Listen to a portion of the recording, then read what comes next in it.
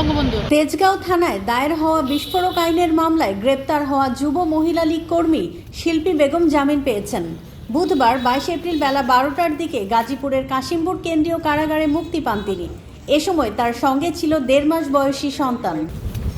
মঙ্গলবার রাত 8টার দিকে ঢাকার চিফ মেট্রোপলিটন ম্যাজিস্ট্রেট CMM আদালতের বিচারক মোস্তাফিজুর রহমান শিল্পী বেগমের জামিন মঞ্জুর করেন।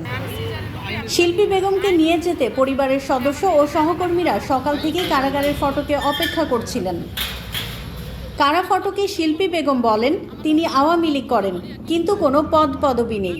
তাকে মুক্তি দেয়ায় তিনি আইনের প্রতি ও আদালতের প্রতি কৃতজ্ঞ। একটা সাধারণ একটা কর্মী, আমার কোনো আমি একটা সাধারণ একটা কর্মী ধরছে, যুব মহিলাদের হিসেবে ধরছে। আমি দল করি, কিন্তু আমার কোনো পদপতি নাই। মহিলারা বলছে যে জামিন হয়েছে, তখনই আমি কোথাও আইন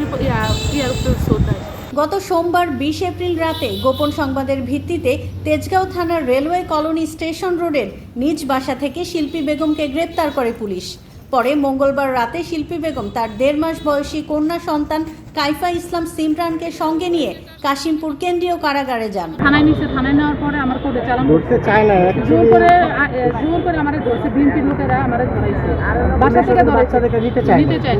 তারপরে যে আমার কোর্টে চালান করছে, কোর্টে আমার চালান করার পরে আবার না মঞ্জুর করছে। পরে মিডিয়ার মাধ্যমে আমার জামিনটা জয় বাংলা, জয় বঙ্গবন্ধু। বিষয়টি গণমাধ্যম ও সামাজিক যোগাযোগ মাধ্যমে ব্যাপক আলোচনার জন্ম দেয়, কারণ তিনি তার 1.5 মাস বয়সী কন্যা সন্তান কাইফা ইসলাম সিমরানকে সঙ্গে নিয়ে কারাগারে গিয়েছিলেন।